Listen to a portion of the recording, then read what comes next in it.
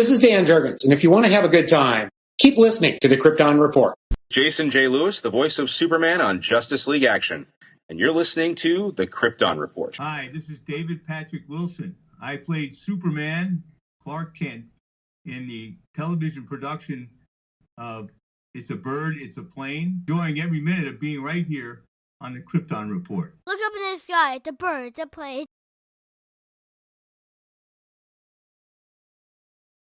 Look up in the sky, it's a bird, it's a plane. It's Superman! Welcome to a Requel Pitch Krypton Report crossover.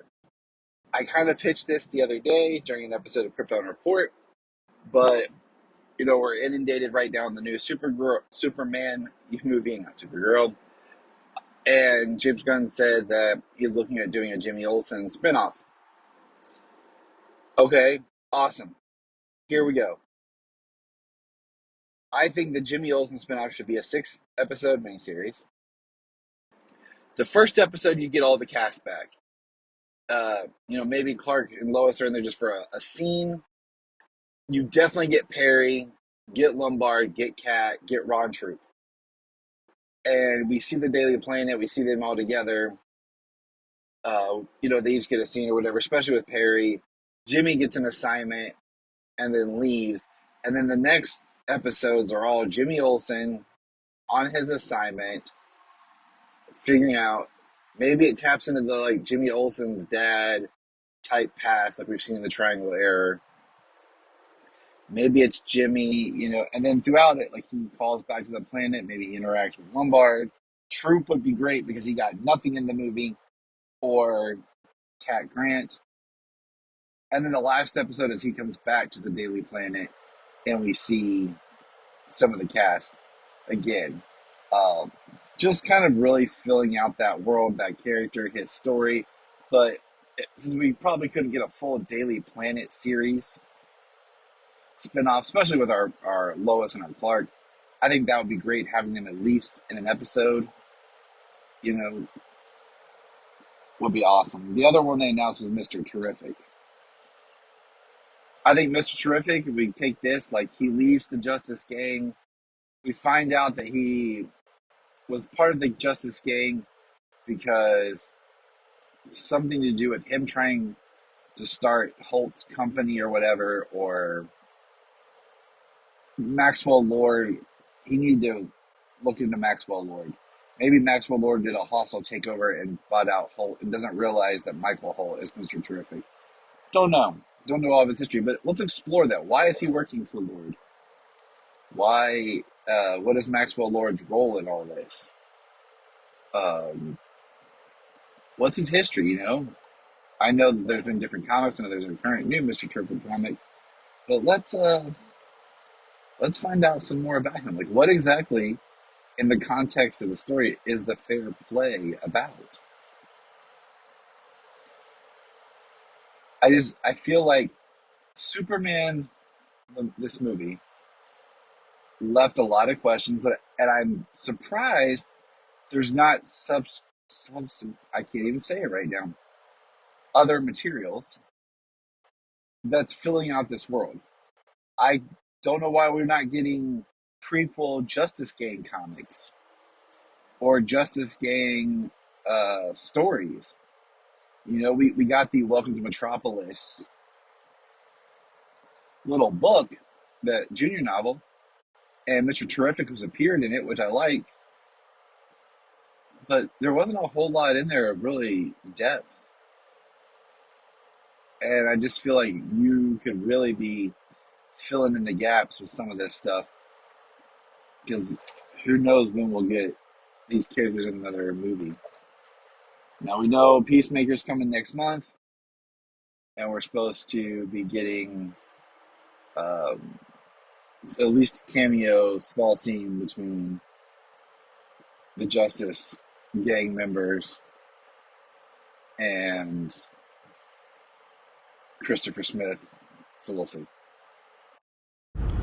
Welcome to the Requel Pitch Podcast. That's right, I'm Tyler. What's up? And as of this recording, we're going to be talking about one option maybe for James Gunn's Superman 2025 second film. That's right, I'm pitching a sequel. And like I said, it could be one option. It's one I got cooking in the brain. Okay? As we know, it's 2025, and this movie's coming out. And we're kicking off right now filming Supergirl, which is for 2026. So why not shoot for 2027 and have Superman and Supergirl together in one film? Now, this is a fun pitch based off an idea, having no knowledge exactly how the Supergirl story is going to play out, because we know it's based off Woman of Tomorrow, but I don't think it'll be a literal one-to-one translation of that property. So, and, you know, my thought is, since we're approaching Superman, as of this pitch, we haven't seen Superman yet. It's coming. That's why I say this is the first pitch, because this is kind of a cool idea, and then I'll critique it, okay? So, we don't have Brainiac as a villain, and everybody wants Brainiac as a villain. So why not base a Superman, Supergirl off the Jeff Johns Brainiac storyline? The one that inspired the film, animated film that is, of Superman Unbound. You have Superman and Supergirl. The pieces are all there. You know, even Injustice 2 has the flashback scene of Brainiac attacking Krypton.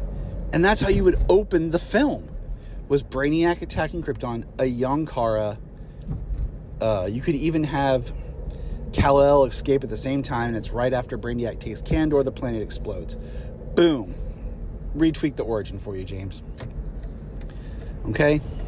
Enthralling, exciting. You can deal with things like these super-powered people having post-traumatic stress disorder.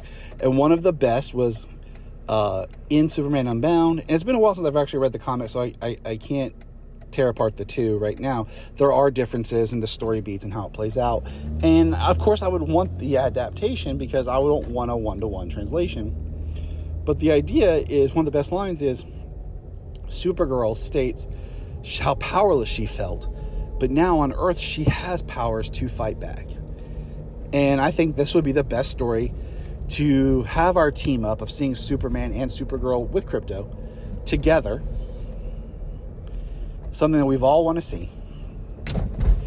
And having them in a movie together, first of all, would be amazing.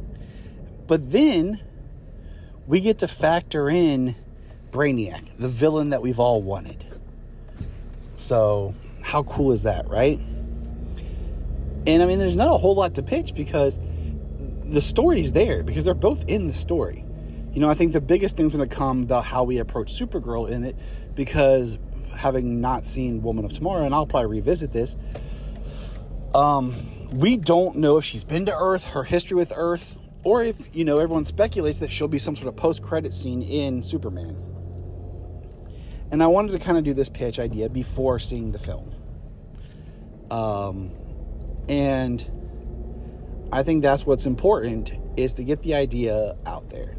But I think it's the best story to build a foundation to lean into a team-up movie. You know, as much as going into Superman with different heroes of the DC universe is awesome, but getting to see the cousins together, you know, something that was teased in the Supergirl movie in the past, something that was teased in the Flash, but finally getting to see them together would be really something cool.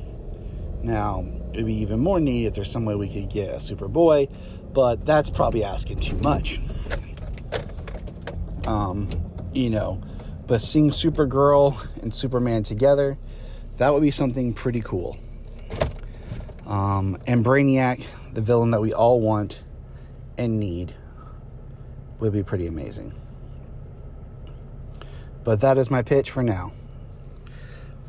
Like your comments or post your comments in the bottom. Hey guys, this is a Requel Pitch update. Okay, so I'm dropping this at the same time I'm dropping my pitch for Superman 2. Having now seen Superman, I just wanted to take my same pitch and make an adjustment to it and add some more details. Okay, so if you haven't listened to my first pitch for Superman 2, go check it out, and then this one right after. So here we go. Same basic concept, but the idea is the first 15 minutes of the movie starts, boom. Movie opens up with Jor-El running, okay? The planet's under attack. It's Brainiac, okay? We learned that Brainiac's the reason why Krypton exploded, okay? Jor-El comes in, he says, it's time, we gotta go now. He takes off his red cape, he wraps his baby in it, they put it in the rocket. While they're putting the rocket, monitor comes on, it's his brother, it's Zor-El. It's the first time we see the brothers' introduction. They're talking to each other. Zor-El's yelling that Kandar's being taken, that there's something around, that they can't get out. And we see that he had just blasted Kara off. And boom. We see the rocket go off for Cal. We see Kandar taken by Brainiac. We see the planet explode. And then we follow Cal for a second and we see his ship go. It crashes. Boom, cuts to modern day.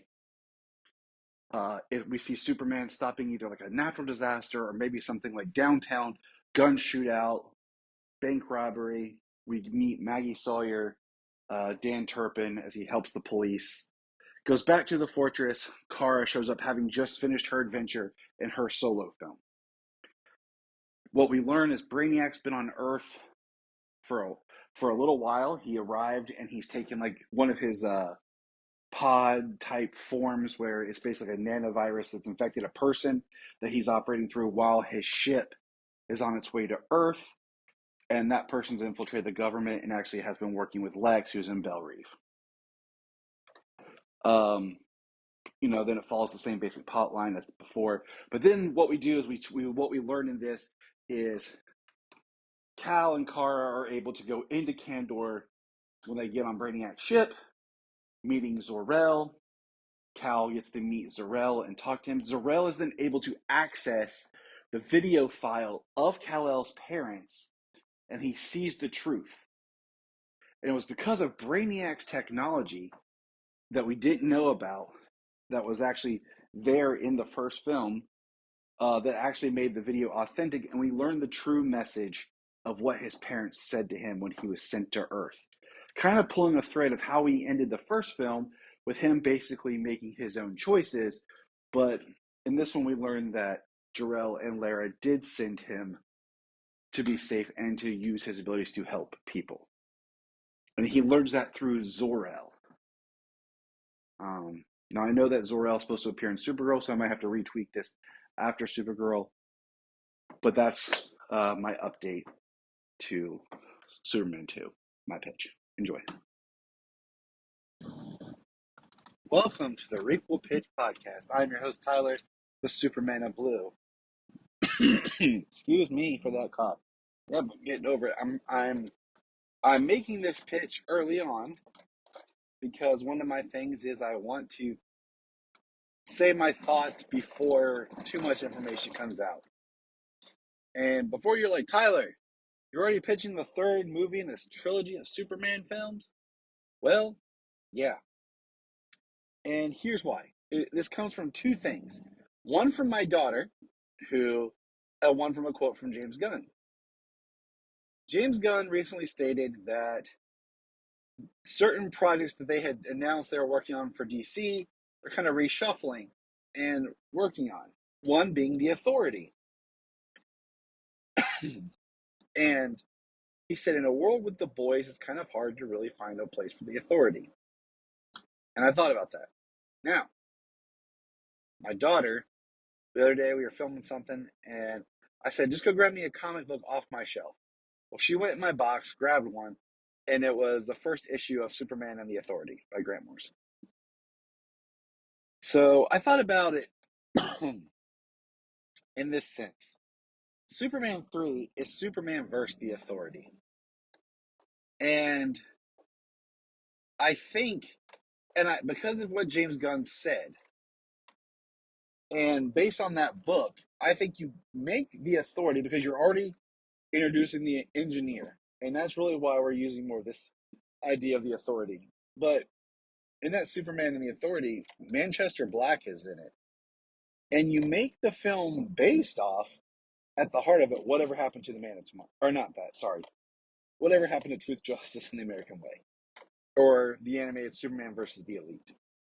And that is where, but you use kind of the authority, and if The Boys is a parody of like DC and Marvel, let's make kind of this reverse on The Boys. And I say that because I think at the heart, The Boys is a good show, but it is a hard R-rated show.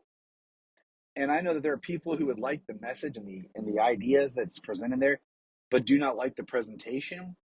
And if you kind of do the same thing, but present it in this PG-13 kind of way, so that you can sell this ideas to children, and help them understand this concept of being accountable and what a force of people who have no accountability look like, and really how powerful and strong Superman's code of morality really is. Now, some of these themes may be hinted at and presented in James Gunn's Superman. I do not know.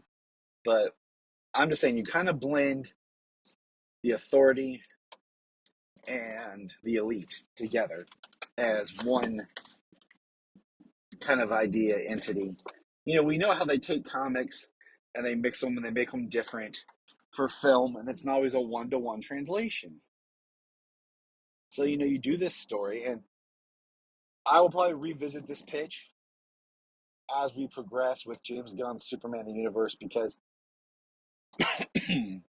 not having a lot to go off of for what his Superman will be, as far as what the story entails, characters and details and all that, you can come up with and you make a solid pitch.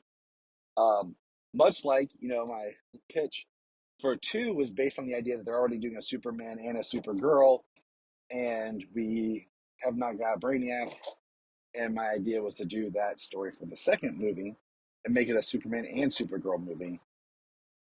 And then this would be, the third Superman film. Once again, him standing on his own. I think that's very, very important. As much as I like the way that James Gunn is able to bring together groups of people, and how this film launches, Superman has Hawk Girl and Green Lantern and everything. That's great. It's cool. It's neat. Whatever. I think what's so pure about Superman versus the Elite, and I say versus the Elite because James, my co-host on Krypton Report, my Superman-based podcast that I do, we reviewed the film. We did a commentary. It's been years since we actually reviewed the film of Superman versus the Elite in December of it was in February of 2024. Apologies. Trying to remember everything we've done. And that was the first podcast I had ever done, and how important that story is about lone Superman standing up against these powerful forces. Now, I think Superman standing up against the Elite by himself is what we need to see in a type of third Superman film. We've already done so much with Krypton and across Superman in all media, that if we did a film series that focused more on character and value and what he represents, would be very interesting. With, like I said, this film being your kind of final staple of where the world is going, and the importance of Superman could be awesome. Just, but like I said, I think that there's hints of maybe that idea. If there's hints of those themes in the first film, then you really use those themes in a third film. I think you got something like a solid Superman trilogy.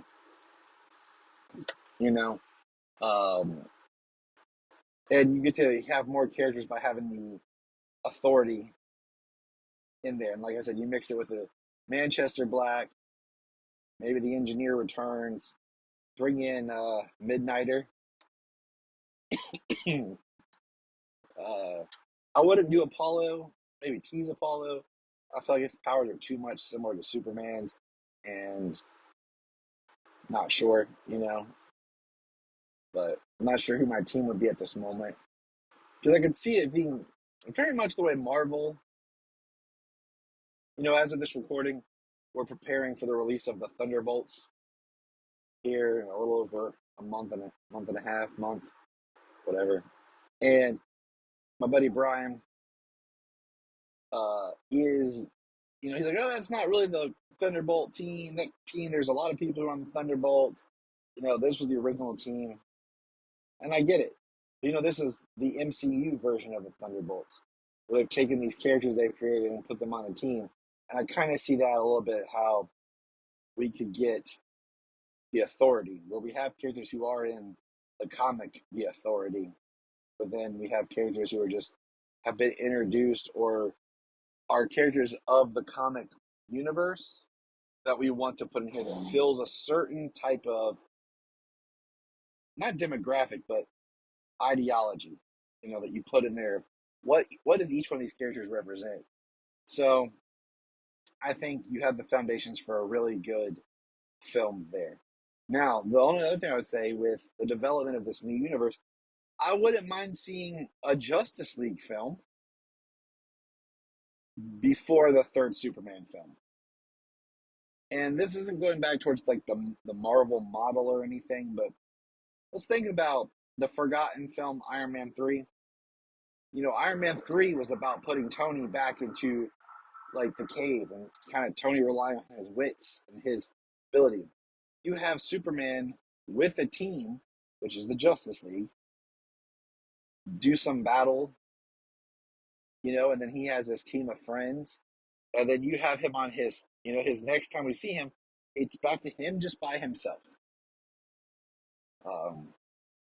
I think that just helps prove a point of more of the importance of Superman, not as much as just the hero, physical powers, but just what he represents in the ideology, the truth and hope, the better tomorrow, kindness, compassion, just goodness, and coming over, that there is light in the world, there is good in the world, and there is virtue, and there is all the things that we wish were real. Like this meme I saw said, sitting around wishing that Superman was real, or standing up and going out and representing the values and ideology that he represents. And I think you show that in this film. And if you've not seen the animated Superman versus the Elite, check it out.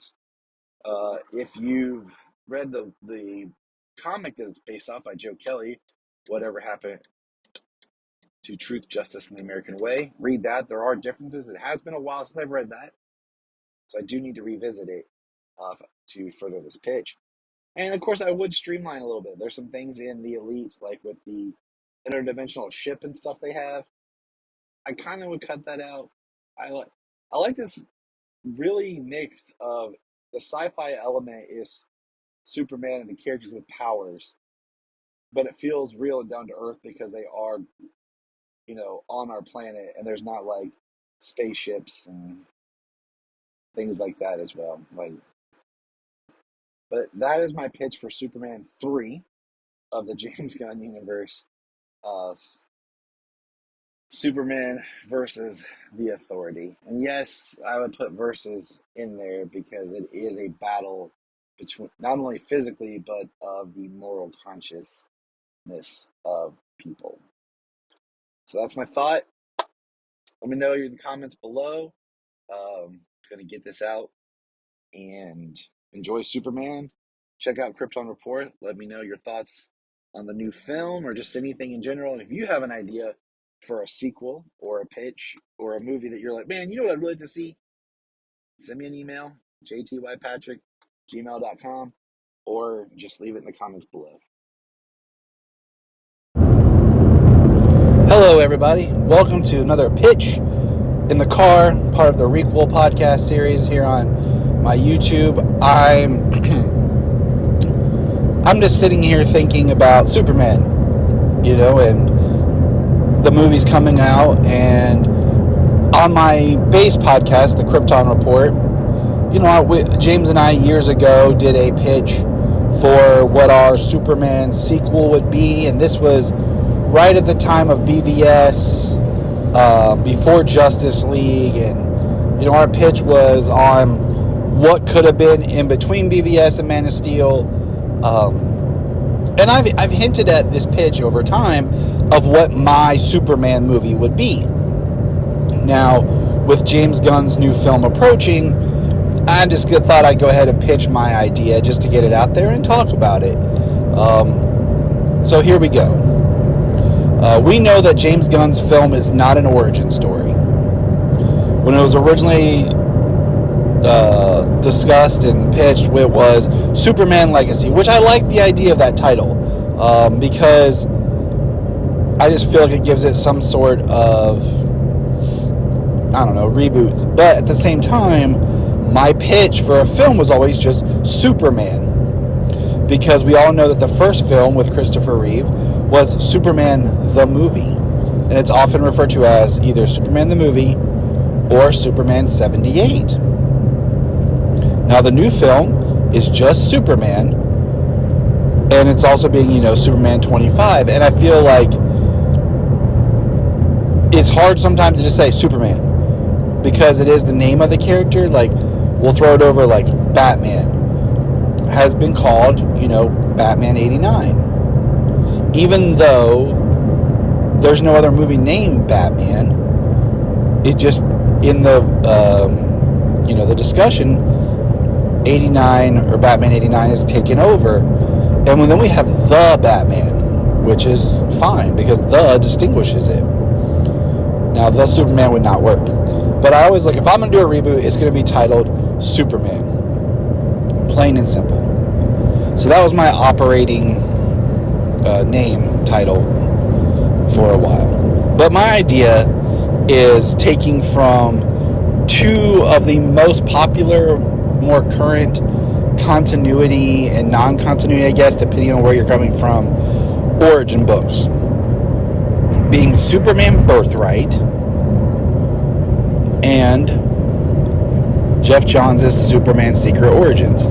So you have two great prolific writers, Mark Waid and Jeff Johns, that I'm really going to pull for my story. And I'm also going to say if there's a film reference, it would be, I think Superman Man of Tomorrow actually does really well in my idea mode, okay? My pitch would start as Clark is a young boy, about 8, maybe 10 years old. He's sitting in a wheat field or a recently harvest. Onto I-75 North. He's sitting in a recently harvested cornfield or wheat field with his dog, Shelby. And they're watching the sunrise. And he's sitting out there and he hears something in the distance, and it's a car screeching, and he takes off and runs. And what it is Lana Lang and her family driving early in the morning before school, and they're in a car wreck, but we see Clark show up and save everybody before anyone's hurt, and Lana kind of sees him a little, and then he runs off, and then we cut to Jonathan and Martha in the home yelling upstairs, "Clark, time to get up for school." And he comes in the back door, and his clothes are torn and dirty, and he's like, "Let me explain." And they're both like looking at him kind of shocked. And then it says title Superman. And then we cut to him on a bus in Africa as a young, early 20s journalism student. And this is where I'm borrowing from Birthright. I love the part in the early Birthright, I've talked about this before, is I love Birthright, and I like the ending a lot, but I also am going to borrow from the idea of a small scale. And we'll talk about that as I get into this more. But this is where we have the Kobe situation, where Clark is in Africa watching this man rise as a political leader, and he's studying journalism. We see that he's a college student, but he's online.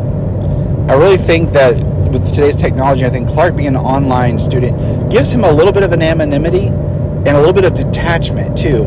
So it allows him to travel and explore and do his studies and his work anywhere in the world.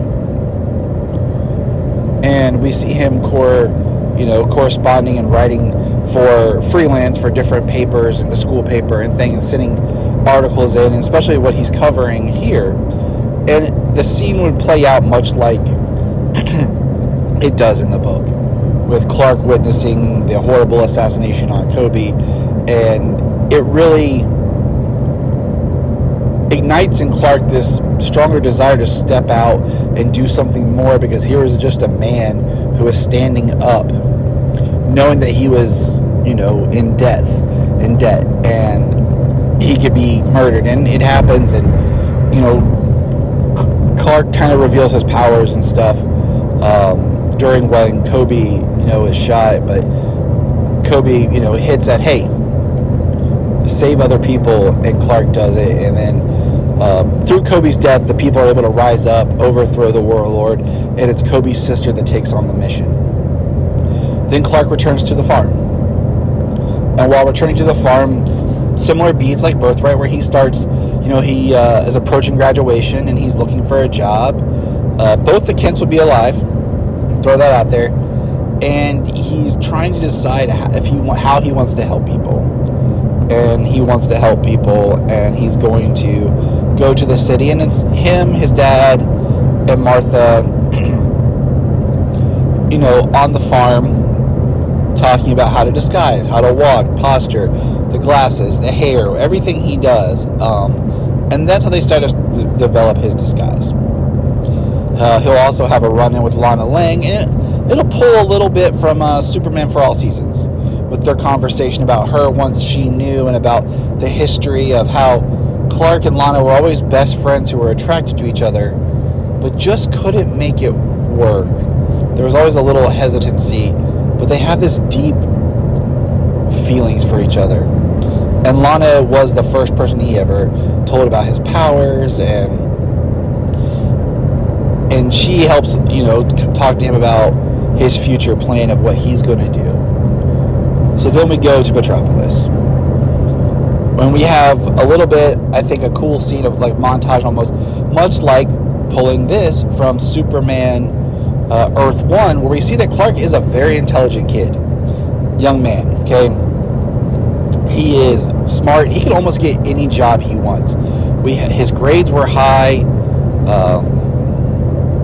and he's going in for these interviews, and he knows he can do these jobs, but he's turning them down because it's not about the job, it's not about the money, it's about the purpose of the job.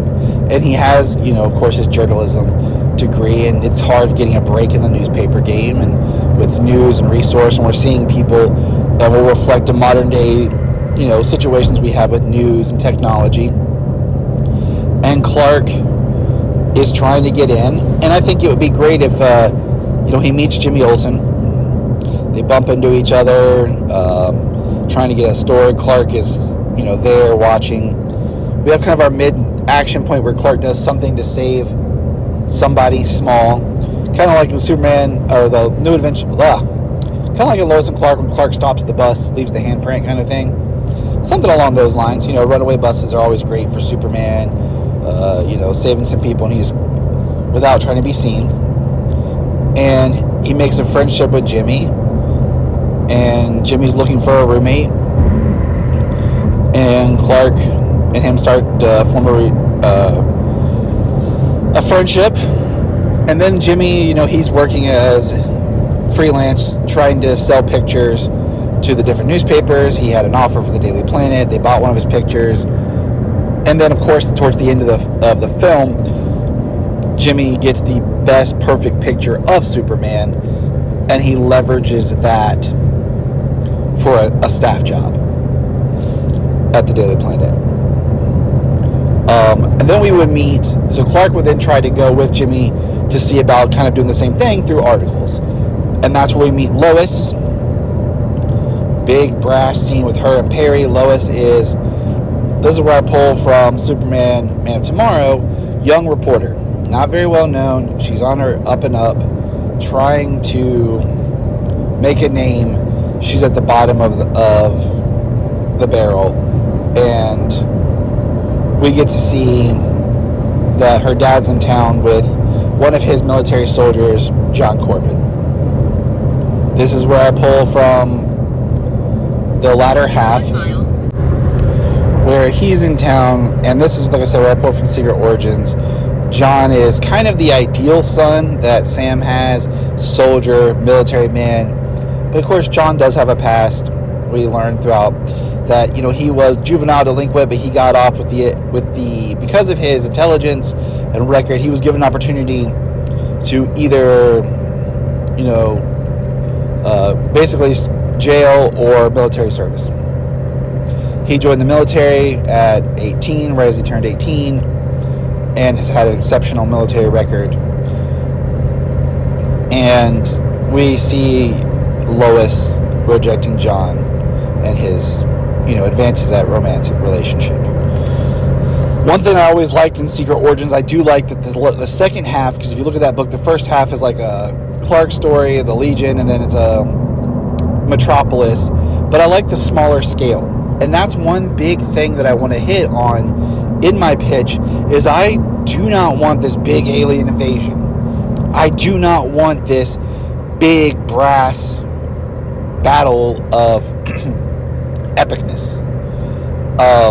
One superhero film that I have a big respect for, and I referenced this in my pitch for Wonder Woman 3 years ago, which I need to put back up on Requel, was The Wolverine.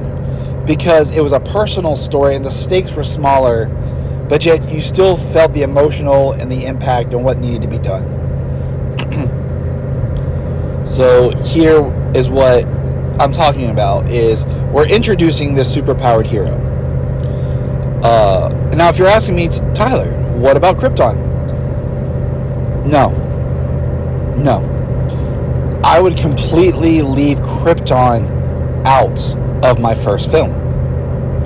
My first film is the origin, smaller scale, and Clark has some idea that he's an alien. I mean, he knows he's an alien, okay?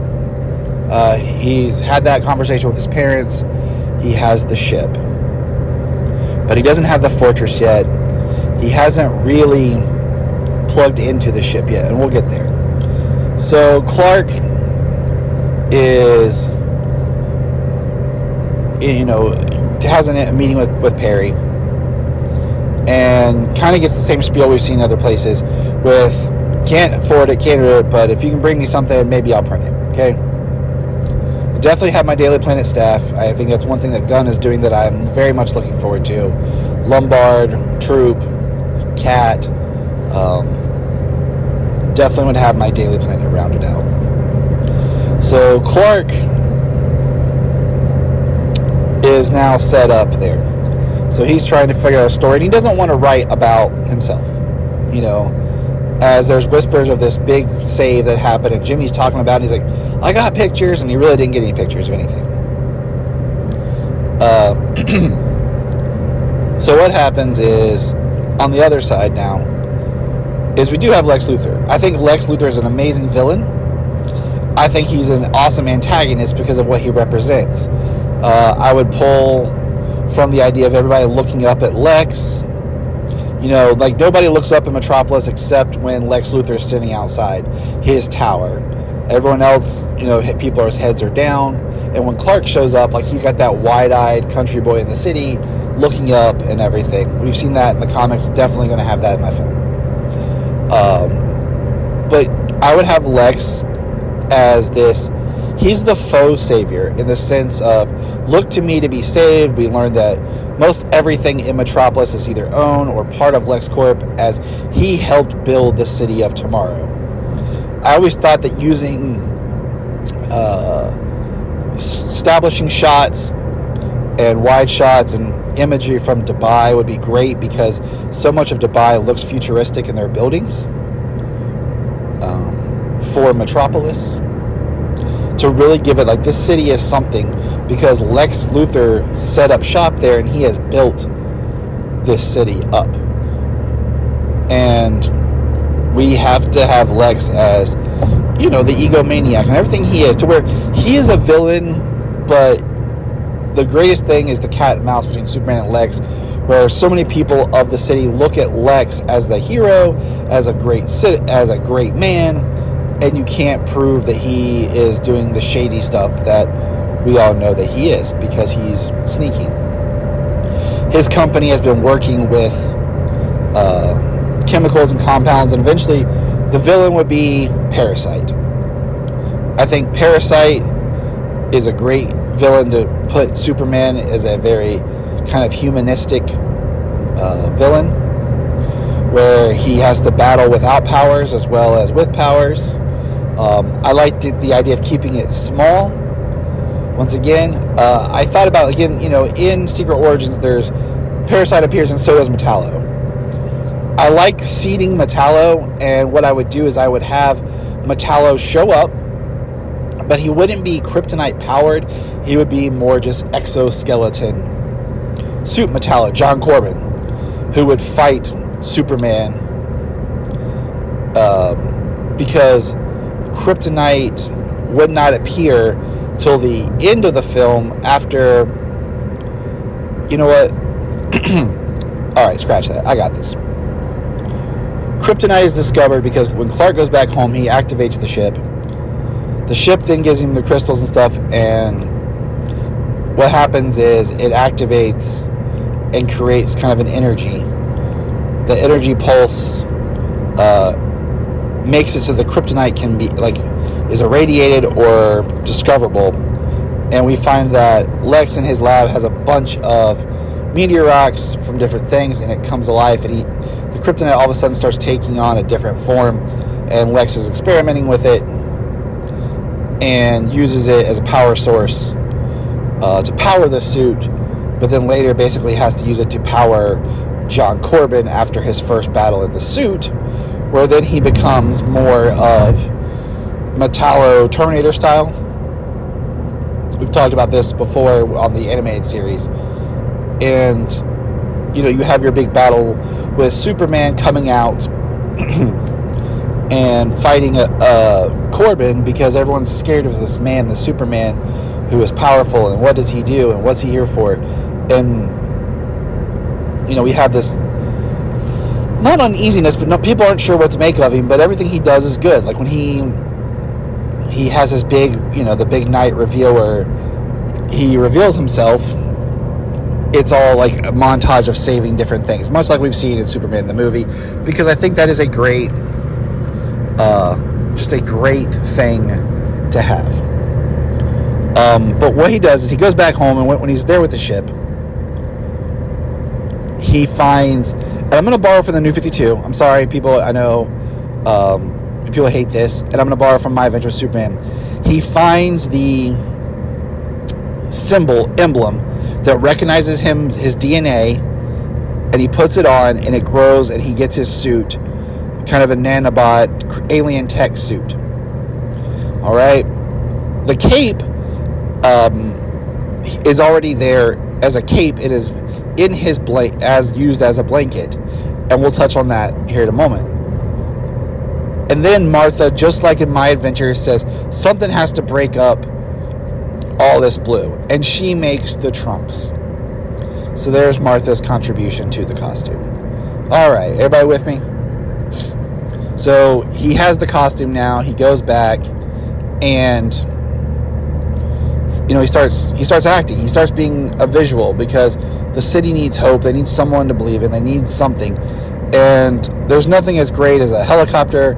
I was thinking of some sort of bank robbers, right? Inter-gang bank robbers. Okay, they don't have all the tech yet. They're just inter-gang before the tech, robbing a bank, and this is where the police are in pursuit. We have Turpin and Sawyer en route, and while this is going on, there's helicopters coming in and everything from the news, the different news, and what happens is we see that there's actually a drone that's coming in to pick up the money or pick up the bank heist and fly them away, and big action set piece. And the helicopters actually end up getting damaged by the drone, and this is what puts Superman into action. He flies in, he saves the helicopter, saves, of course, Lois on a helicopter, you have to do it. He saves her, she gets her first look, but he's moving too fast for pictures. Jimmy gets a blurry shot, have to. Classic, right? And he saves it. He flies in. He stops the bank robbers, and then he has a conversation with Sawyer and Turpin. And they're both, who are you? What are you here? And he's like, I'm a friend. I'm here to help. And he flies off. And people now are like looking up and watching. Like, what to make of this? Who is this person? And of course, you have all the news organizations try to get a picture. And it's a frenzy. Lex trying to prove it's a hoax. And then he's talking about, his super soldier and serum. No, I can't use that. But Lex is trying to talk about what they're doing at LexCorp to make humans great and improve lives, and the Superman thing,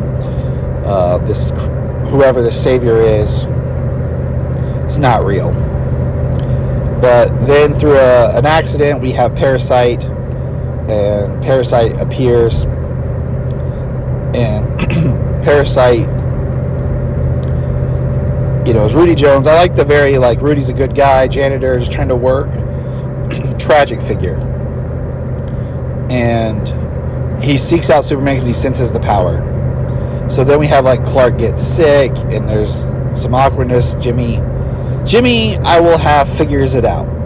Being Clark's roommate, and he helps Clark as Clark gets sick. Jimmy figures it out. And the big confrontation was after Superman had battled Metallo in Metallo's regular armor, and Lex has put the kryptonite in him and all this. It's messed with John's brain. It's brought out his dark side, his ego, to where now he's a threat.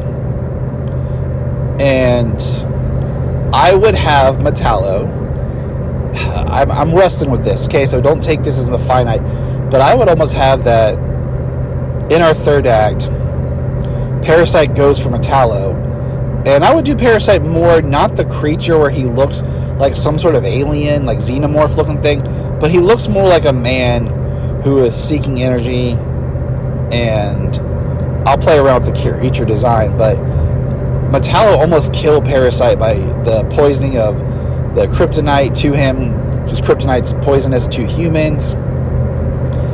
And, like I said, Rudy would very much be a tragic figure in this. And just kind of show the craziness of where John is going. And then, of course, he's in downtown Metropolis, and there's civilians getting damaged, and Superman comes, and he's hurt, and he's weak on power,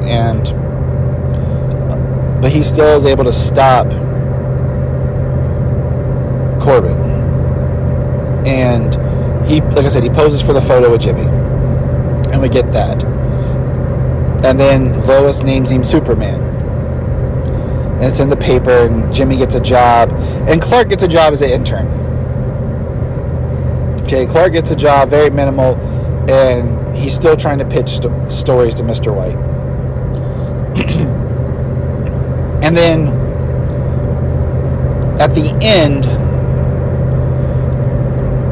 of the film, we just see Clark flying out of Metropolis, and he's standing looking at his ship, and he turns it on, and he kind of faces more of he wants to learn more about the ship, because part of Clark's internal conflict has been afraid of who he really is. And the theme of this story, as I iron out all the details, is accepting who you are, embracing who you are. And it's a common theme. And it's a common theme amongst this style of character and everything.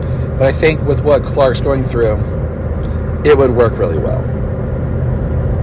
So that's kind of my pitch for Superman. Now, my sequel, because I feel like it has to work like this, my sequel is where we open with Krypton.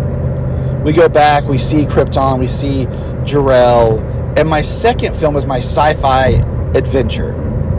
This is my big film, okay?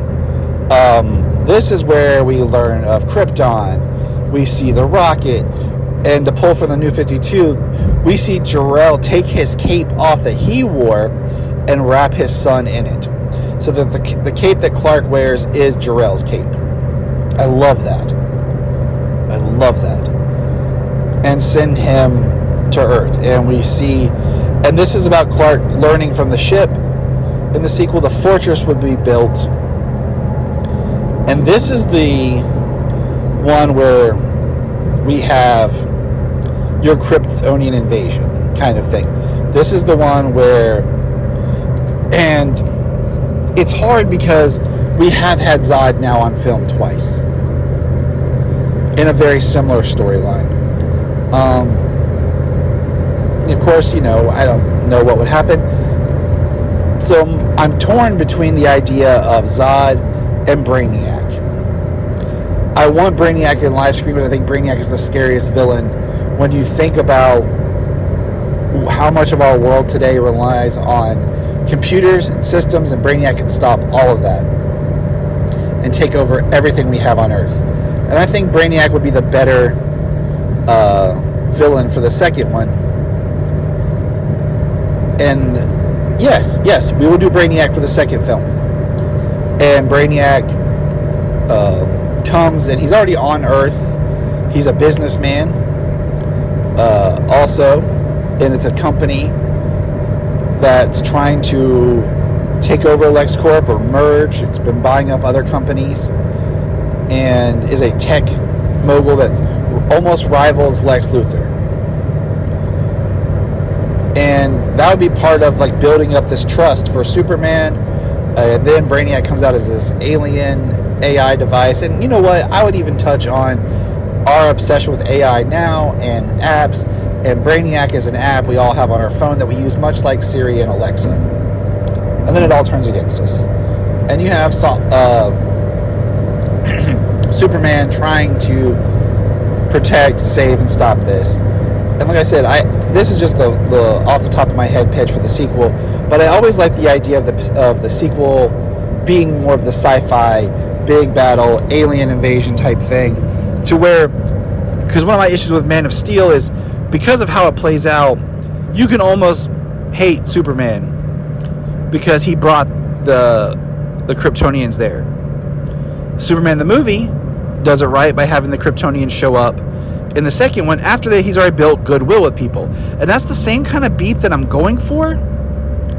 But instead of using Zod or any of that, I'm using Brainiac as this alien that reveals himself. And he's kind of playing the humanoid version of Brainiac versus we will have two versions of Brainiac, basically.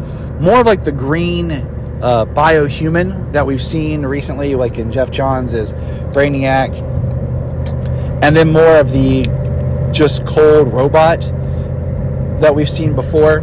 Because the cold robot is what the world is seeing as this alien entity that has arrived because of it's heard of the Superman or whatever, and it's here to help. And then after that robot's destroyed, we will eventually meet the real Brainiac, much like Brainiac Attacks. And going back to like this plays into Krypton's origin is we will then get the bottled city of Kandor, where Clark will learn some more of Krypton. But what the difference I would have here is inside the bottled city is Zor-El and Zod. And during the machinations of the film, Zod escapes and is able to, like I said, the machinations, Zod grows full height and everything. It can be something as simple as if someone were to get out of the bottle, they would regain their size, okay? And set up Zod for a third film. Now, light pitch on the third film, and I think my second film would be called like The Man of Tomorrow, Superman the Man of Tomorrow, something like that, keeping with that flow and how Superman's kind of replaced Lex in people's eyes, but Lex is always trying to find a way to outdo Superman because Lex will be in all three movies because he is an antagonist that's always finding ways to force himself in and create things. Now, my third film was Zod showing up. I would pull from back to J. Michael Straczynski's Earth 1 series, Volume 3, I believe. I haven't read them in a while, and the last time I did, I read them all at the same time. Where Zod shows up, and he starts to play off as benevolent. He aligns with countries and people that don't like Superman without really giving away who he is. And then when he does meet Kal-El, he really does pitch to him as a brother, a friend, and he represents to Kal-El a Kryptonian connection. Kal-El has no idea what to do about the bottle city of Kandor that he has in the fortress, or who's in there, because everyone's in stasis, frozen. Zod escaped, like I said, through machinations in the second film. Take exit 192 on the left to merge onto I-475 north toward Maumee. So, continuing with that, Zod presents himself as this savior. He wins over Kal-El's trust. They're buddies, and he's excited because he finally has a connection to Krypton, where he doesn't feel as alone. And part of the theme for this is realizing that family and belonging isn't always about your people, but you can find it with people that care about you, and making your own people, your own tribe, your own squad, whatever term you want to use, to where he has Jimmy, who's his best friend. He has Lana, and then through the movies, we're building up the Clark and Lois love story. And I would have them get together at the end of the second film. They kiss for the first time, and then the third film, he reveals that he's Superman to her, and that'd be part of the plot in this, as he really wants to be fully embraced by the people that he loves. And we have, him versus Zod, but Zod represents something because Zod is doing things in the background to try and discredit Superman, make him look bad. When Zod reveals that he's actually a Kryptonian to the world, he comes as this benevolent Kryptonian who tries to use imagery and stories and stuff and basically painting Jor-El and his family as what Zod was on Krypton, and trying to win the world over. And that is part of the plot so it's down to Clark versus Zod in a big battle. Superman versus Zod as the Superman versus the anti-Superman, and Zod wanting to use his powers to rule. And then this is where we pull back to that John Corbin, who's been in prison and been trying to be rehabilitated. And this is where I would go back and I would start pulling. I would have Corbin appear in a small scene where Superman visits him in prison. And for Corbin's storyline here, I'd start pulling from what Philip Kennedy Johnson did, where we learn more about his tragic bout where, he did have problems because he was a juvenile youth, but he protected his sister, and he loved his sister, and his sister would be at play. And his sister's like, John, you have to help. And it would be Corbin that would show up and actually help defeat Zod and protect Superman and kind of redeem himself. And then die in the battle because he would basically explode the kryptonite, killing Zod, and Superman would be, hurt, but we would save Superman, and Corbin would go and die a hero, completing an arc. And one of the other things I would do is I would integrate Star Labs and start that in the second one, because the second one is more of my big sci-fi space odyssey film that would incorporate, like I said, a lot more of the Krypton storyline as Clark discovers things through the fortress being built out of the ship and everything like that. That is my pitch kind of that's been circling in my head for Superman, like my Superman film series. And I wanted to get that out there before we learn too much about what Gunn has in store. And I look forward to the new film, and I look forward to anyone's thoughts. I know this is a little bit longer of a story pitch, but I'm discussing a trilogy that's kind of been in my brain for a little while. Let me know your thoughts. Subscribe to Requel. Check out our Krypton Report podcast on all podcast platforms. And we do a $1 Patreon where we review movies, we commentate, and have special $1 Patreon shows. $1 gets you a bunch of content every month from James, myself, and whoever joins us for all the fun. So take care.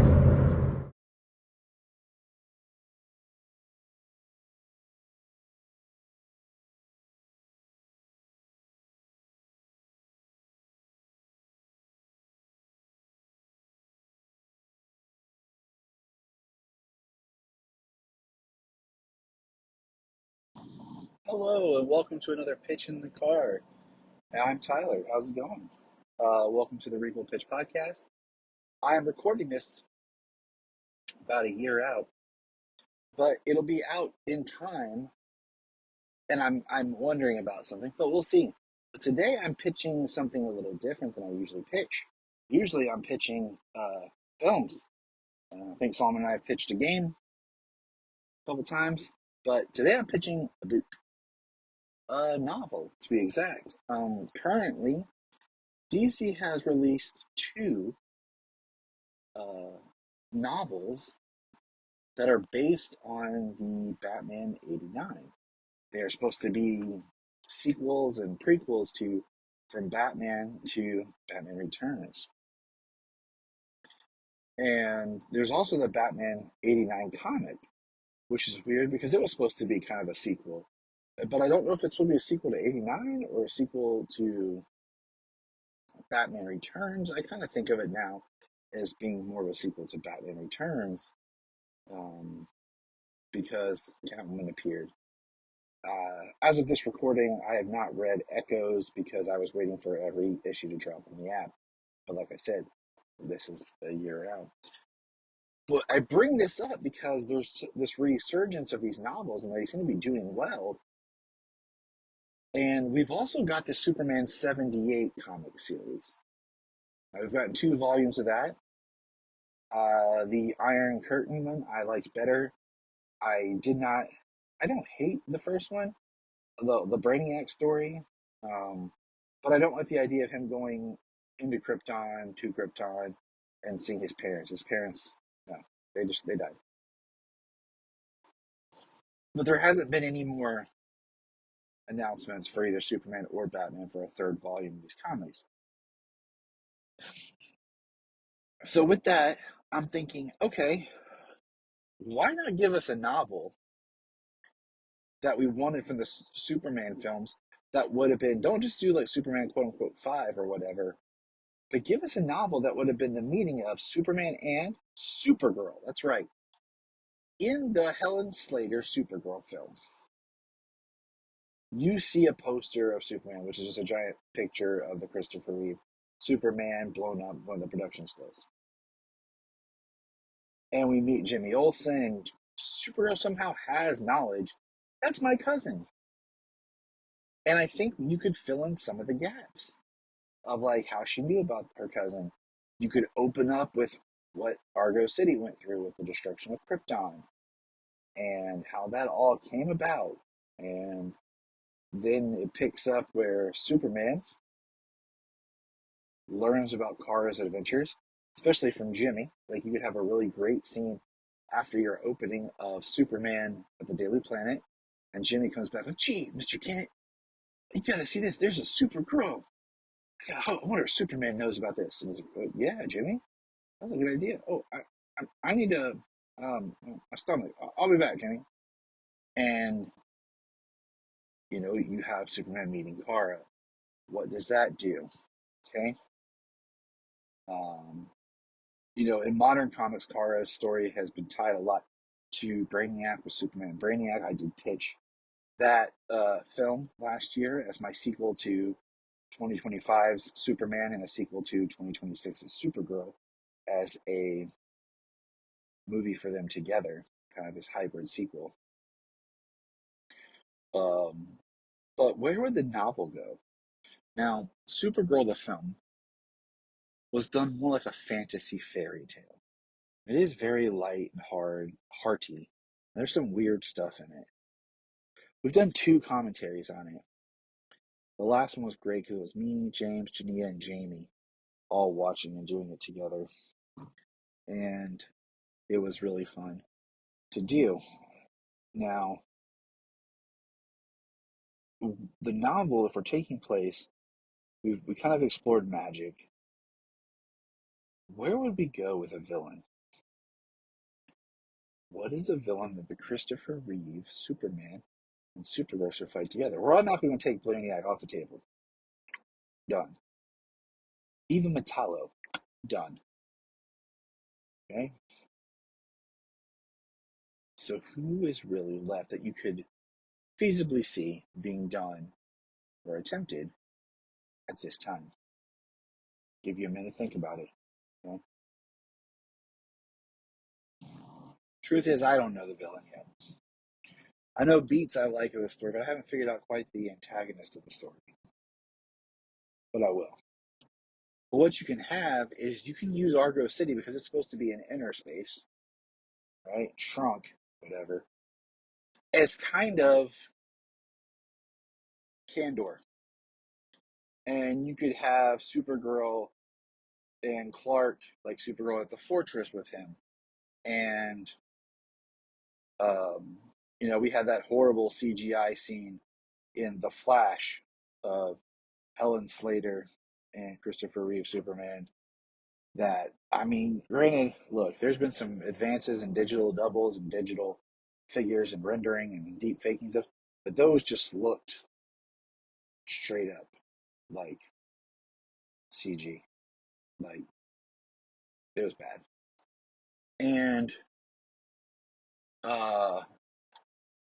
so there was an Earth out there that they connected. And, part of Superman trying to bring Argo City out big. He's at the fortress. So we can explore a little bit more of the fortress. Which is interesting because if you look at Superman 3 and 4, there's really no fortress.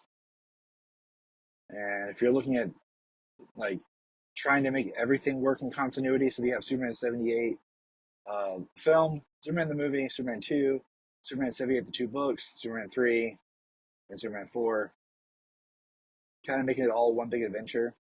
This could fall in place if you wanted to, if you think about where Supergirl the movie came out. This could be like before Superman 3, before Superman 4.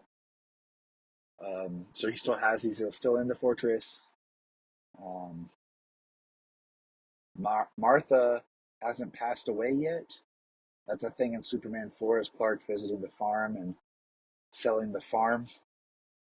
So that could be, we go back to a very old Martha meeting Kara. And then, you know what? We could give Martha a proper send-off in this book. And we could talk about, we could see Superman grieving the loss of his mother, and Kara experience what death on Earth feels like, having gotten these new powers. And I think that would be good, because then you could then go into Superman 4 or 3, and be like, oh, okay, Martha's not around. Like, Clark goes back to Smallville and never go sees his mom for his reunion. But you could say that Superman visits the farm and stays on the farm and doesn't go into Smallville. That makes sense. I don't want to do Lex. I feel like we've used Lex a lot.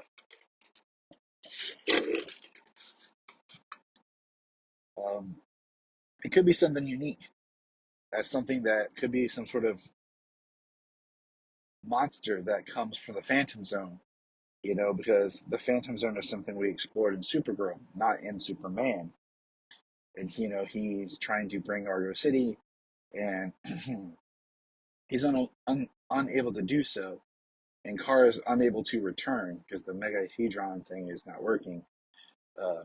Because, she did return kind of at the end, but a Supergirl movie, but we could say that she comes out again to see her cousin, and he communicates through Kryptonian tech, and during that the Megahedron is destroyed. There's something from the Phantom Zone that comes back with her. I don't know. I'm spitballing here. But the idea is, it's the story that we wanted and were kind of promised as a film, as Superman was supposed to appear in Supergirl, but because of budgetary things, the Soul Kinds being cheap, they did not want to do so. Now you have all these fans of Superman, the movie, and everything, that want to see that character continue on. Now, you do that as the first novel. The second novel would take place after Batman Returns, and it would be the Christopher Reeve Superman meeting Michael Keaton's Batman, which everybody wants to see. Okay, I don't pair the Christopher Reeve Superman up with Adam West Batman. To me, the Christopher Reeve is the start of a new era. Adam West Batman gets paired up with George Reeve, from Adventures of Superman. Those two get paired up together. So you do the novel of Superman meeting Batman. And what really would that look like? That clash of Michael Keaton and Christopher Reeve. Now you think Superman 4 was in what? 87, right? 2 more years, you have Batman. So you can kind of see where they would have crossed paths, okay? That's your second book. Now, who's your antagonist in that? It's a good question. Because if you're looking at everything else that's Batman over here, it's been canonized with villains, who comes back? You know, who's going to take on Batman and Superman 89, 79? That's for the author to find out. I just came up with that idea while I'm pitching this. Because I think that would really give readers a thrill. You know, you have people who love the Keaton Batman who are older who are going to invest in these novels. I mean, they already are. So we have 2 of these Batman ones. And you're building Superman back up and just the character in general. It's not going to hurt to put out a novelization of something that we never got. You know, there's plenty of stories and stuff to pull from. Everybody, the idea of those 2 characters together in that format would make people very happy. Because for some reason, a lot of fans want to look to the past for things. They're not happy with what's current. Everything changes and moves forward, guys. You know, we just do everything now more at a rapid speed. With one thing with George and with Chris is they lasted for decades as character. So they weren't casting immediately. I mean, we talked about this in a previous episode of Krypton Report. If you really look at the last appearance of Henry Cavill, you can argue 2017 or 2022, depending if you want to count the, that little post-credit scene of Black Adam. And, the last film was 2017 in theaters, not counting Zack Snyder's Justice League. So it's either 3 years, to the new casting, or it's like 8 years if you go by, just Superman really in a movie. And you look at 8 years was also between Batman and Robin and Batman Begins. So, but it just seems like the films stay in our collective consciousness more than they had previously because we're constantly being fed these information. So, and I mean, come on. The Dark Knight Rises was 2012. In 2016, we have BVS. So that's a 4-year turnaround. It was almost a 3-year turnaround for new casting and new Batman, new everything. So, and once again, I mean, we got 2 Batmans in 2023. So, and then the Batman in what, 2022? I can't even remember anymore. Or was it 2023? It's 2022. So yeah, we're gonna get another one. So why not write the book? But there's my pitches, okay? Novelization of Superman and Supergirl, and then when Superman meets Batman.